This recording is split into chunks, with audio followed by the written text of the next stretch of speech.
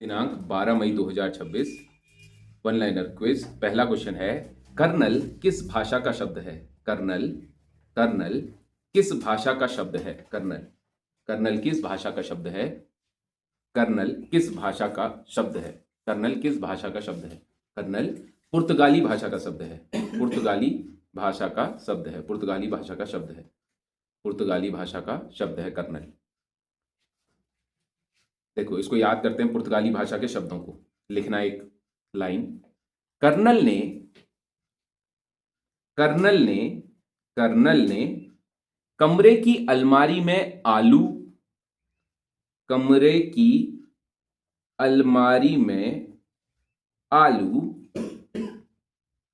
आलू गोभी गोभी काजू संतरा पपीता अनानास और अचार रखा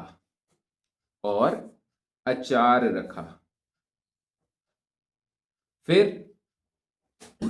आलपिन वाली चाबी आया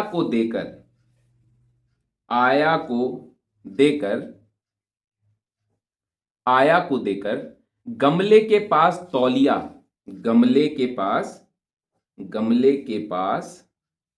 तौलिया और फीता लेने चला गया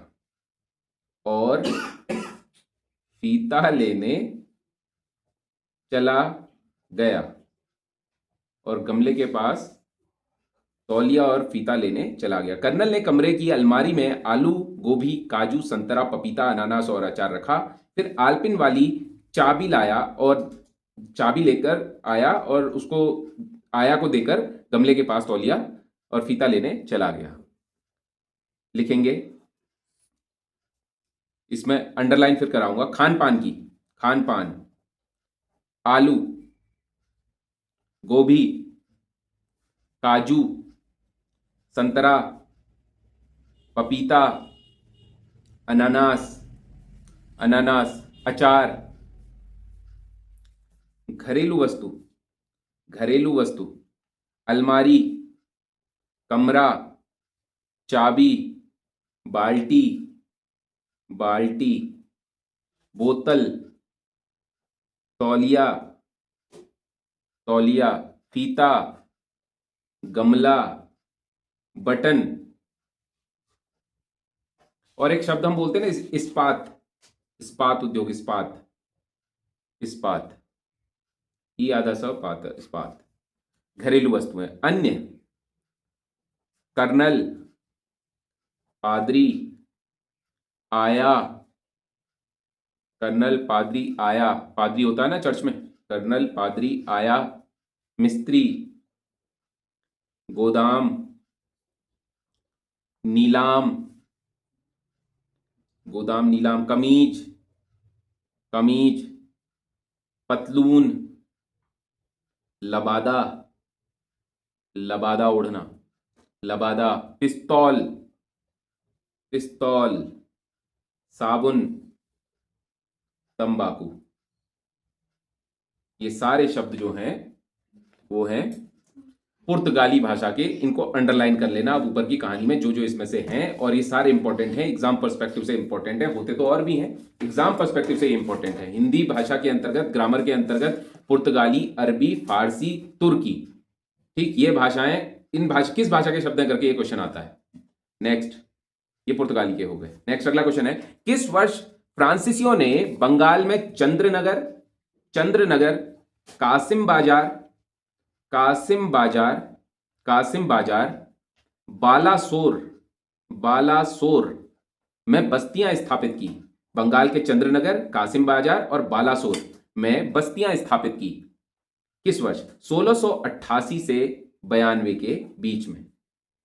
चंद्रनगर, बंगाल का चंद्रनगर, कासिम बाजार और बालासोर, इन जगहों पे क्या स्थापित की? फैक्ट्रियां अपनी स्थापित की थी, बस्तियां स्थापित की थी। तो 1688 से 92 के बीच में। चंद्रनगर हेडिंग डालेंगे जल्दी से, चंद्रनगर।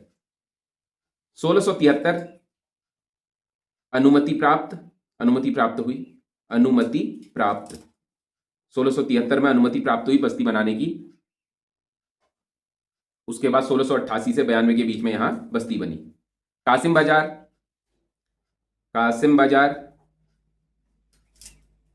फ्रांसीसी प्रतिनिधि आंद्रे ने यहां पे बस्ती स्थापित की थी। फ्रांसीसी प्रतिनिधि, फ्रांसीसियों की है ना बस्तियां, फ्रांसीसी प्रतिनिधि आंद्रे, आंद्रे द्वारा।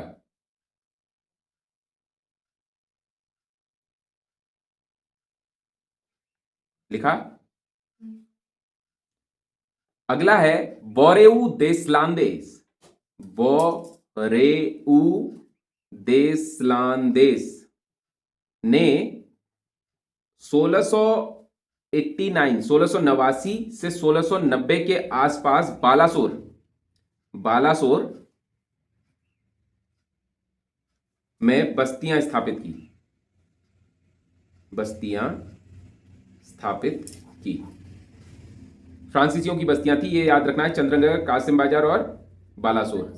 1688-92 फ्रांसीसी। नेक्स्ट, लघु उद्योग सेवा संस्थान हमने कल बात कर ली थी। अगला सवाल है, किस वर्ष फ्रांसीसियों ने सूरत में अपनी फैक्ट्री बनाई? फ्रांसीसी फैक्ट्री सूरत, सूरत। फ्रांसीसियों ने अपनी सबसे पहली फैक्ट्री बनाई थी कहां? सूरत में। कब बनाई थी? 1668 ईस्वी में, सूरत, गुजरात, सूरत। फ्रांसीसी ईस्ट इंडिया कंपनी का गठन 1664 में हुआ था। 1664 में फ्रांसीसी ईस्ट इंडिया कंपनी, फ्रांसीसी ईस्ट इंडिया कंपनी का गठन 1664 में हुआ था। राजा लुई 14 के मंत्री कोलबर्ट के प्रयासों से, लुई 14 फ्रांसीसी राजा लुई 14 के मंत्री कोलबर्ट के प्रयासों से यह हुआ था 1664 में। यह भारत में फ्रांसीसियों का पहला व्यापारिक केंद्र था। कहां? सूरत में पहला व्यापारिक केंद्र था, जिसके बाद 1669 में मसूलीपट्टनम, ये सूरत में जो है, ये वेस्टर्न घाट में आपको मिलेगा। मसूलीपट्टनम पूर्वी घाट में मिलेगा, ठीक है, आंध्र प्रदेश के तटीय इलाके में। तो मसूलीपट्टनम में दूसरी आधिकारिक फैक्ट्री बनाई थी, पहली फैक्ट्री बनाई थी सूरत में। 1664 में बनाई थी, 1668 में बनाई थी ना, 1668 में बनाई थी सूरत में, और 1669 अगले साल मसूलीपट्टनम में। नेक्स्ट क्वेश्चन, किस संविधान संशोधन द्वारा पूर्व राजाओं की उपाधि और विशेषाधिकार समाप्त कर दिए गए? पूर्व राजाओं की उपाधि, अगला सवाल है, किस संविधान संशोधन द्वारा पूर्व राजाओं की उपाधि व विशेषाधिकार समाप्त कर दिए गए? विशेषाधिकार समाप्त कर दिए गए। जैसे मैं प्रिवी पर्स की, जिसकी मैं बात करता हूं, मतलब कोई भी पदवी धारण करना, कोई भी वो लगाना, जिसके लिए मैंने आर्टिकल आपको 18 की बातें की थी, जिसमें भारत रत्न, पद्म भूषण, पद्म विभूषण की बात की थी मैंने, कि ये नहीं है, ठीक है। तो उपाधियों का अंत मैंने बात किया था ना, उपाधियों के अंत के संबंध में। तो 26वां संविधान संशोधन वर्ष 1971 के तहत प्रीवी पर्स आया, मतलब पूर्व राजाओं की उपाधि और विशेषाधिकार समाप्त कर दिए गए। पूर्व राजाओं की उपाधि, निजी कोष, मतलब प्रीवी पर्स और विशेषाधिकार 26वें संविधान संशोधन अधिनियम वर्ष 1971 के तहत समाप्त कर दिए गए थे। यह संशोधन इंदिरा गांधी की सरकार के समय आए थे। यह अधिनियम इंदिरा गांधी सरकार द्वारा लोकतांत्रिक समानता स्थापित करने के लिए किया गया, मतलब लोकतंत्र की समानता स्थापित करने के लिए। फिर राजा, अगर कोई राजवाड़ा चला रहा है और उसी देश में फिर संविधान भी चल रहा है, तो ऐसे कैसे होगा? तो इसीलिए प्रीवी पर्स आया, और प्रीवी पर्स के तहत विशेषाधिकार और उनकी उपाधियों का अंत हो गया। 26वां संविधान संशोधन वर्ष 1971। संविधान के अनुच्छेद 18 के अंतर्गत, अनुच्छेद 18, शॉर्ट में लिखना, संविधान के अनुच्छेद 18 के अंतर्गत उपाधियों के अंत के दायरे में, संविधान के अनुच्छेद 18 के अंतर्गत उपाधियों का अंत ये है, उसमें लिखा हुआ, मतलब संविधान का 18 अनुच्छेद क्या कहता है? उपाधियों का अंत, ये है, इस विषय पे। तो संविधान के अनुच्छेद 18 में कुछ उपाधियां हैं जो दी जाएंगी, इसके अलावा उपाधियां कुछ भी नहीं होंगी। जैसे सैन्य उपाधियां, परमवीर चक्र, महावीर चक्र, कर्नल, मेजर, ये जो दिए जाते हैं उपाधियां, कहते हैं ना लेफ्टिनेंट, ठीक, तो ये सैन्य उपाधियां हैं। इसके अलावा शैक्षणिक उपाधियां, सैन्य उपाधियां, शैक्षणिक उपाधियां, जैसे डॉक्टर, पीएचडी लगाते हैं, है ना, डॉक्टर, प्रोफेसर, डिग्रियां, ये सब केवल यही हैं अब उपाधियां। इसके अलावा जो पहले उपाधियां दी जाती थी, राय बहादुर, नवाब, महाराजा, ये उपाधियां नहीं दी जाएंगी अब, ये उपाधियां नहीं आएंगी, ये उपाधियों का अंत हो गया। फिर ये सर्वोच्च न्यायालय के अनुसार भारत रत्न, पद्म पुरस्कार जैसे राष्ट्रीय पुरस्कार उपाधियां नहीं है, ये याद रखना है। भारत रत्न नाम बोल देते ना, भारत रत्न बोल देते गोविंद बल्लभ पंत, तो भारत रत्न वो उपाधि नहीं है, वो उनको रिस्पेक्ट से बोला जा रहा है, उपाधि नहीं है वो, बल्कि ये सम्मान है, इसीलिए ये प्रतिबंधित नहीं है, ऐसा लिखते हैं हम, लेकिन उपाधि नहीं है ये।